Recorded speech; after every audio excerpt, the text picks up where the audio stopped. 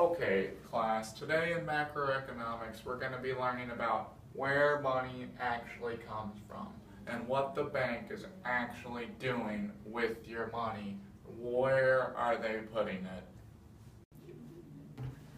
This is so boring.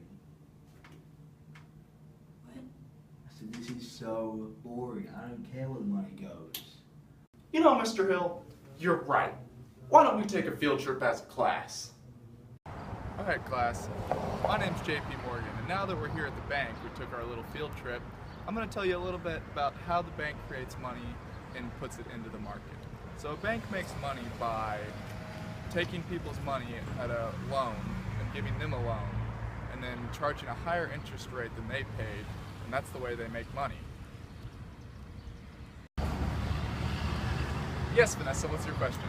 So does money just like come out of thin air? Well, I mean, sort of yes, but there is a little bit of a science behind it. Here, let me explain. So, banks just don't hold on to the money that their customers deposit, right? They take the money and they create even more money with it. The banks can't lend out all of their money, though. They must keep a required reserve rate of, it's actually 10% in the US, on hand at all times.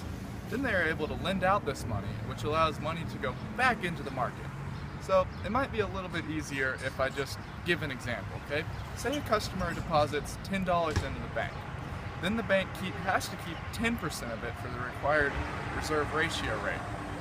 So then say another customer comes and asks to withdraw $90 from that bank.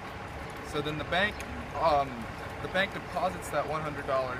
It still has that deposit of $100 in the bank, but then it can also hand that $90 that customer asked for. And then that customer, that man or woman, can then spend that $90 and it'll end up back into the bank. And it kind of just creates this vicious cycle.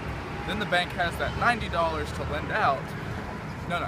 The bank has $90. No, it can keep 81 of those dollars because it has to take 10% of it to keep for itself. And then it just creates a vicious cycle, which what this cycle is called the money multiplier. So once the process has completely finished itself out, it'll be a total of $900 created by the money multiplier.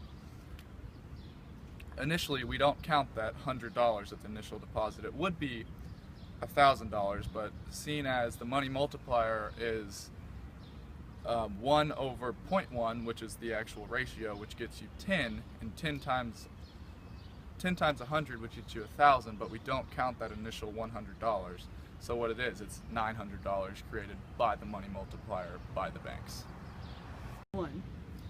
Yes, Mr. Hill, what is your question? So what is the role of the Federal Reserve? Alright, well, the Federal Reserve manipulates the money supply based on the fact that a large % of the money supply is created from bank deposits. Thus, in order to increase or decrease the money supply, all the Fed has to do is increase or decrease bank deposits. So just remember these 4 simple steps, okay? Number 1, the Federal Open Market Committee first has to approve the purchase of U.S. government bonds on the open market. When the government is short of funds, the Treasury issues bonds and delivers them to independent bond dealers, which then auction them off.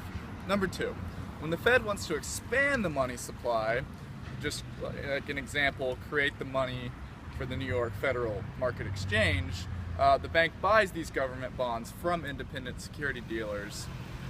Number 3, the Fed pays for its purchases with electronic credits to sellers, banks, which in turn credit the sellers' bank accounts. These credits are literally created out of nothing.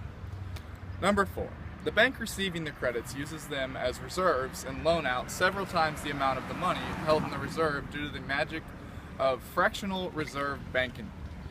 If their reserve rate requirement is 10%, then 10 times the money, like I said earlier, the money multiplier, is put into the reserve and can be loaned out. The banks can create new loans because of these increased reserves. As the money is loaned, the money supply in the U.S. increases.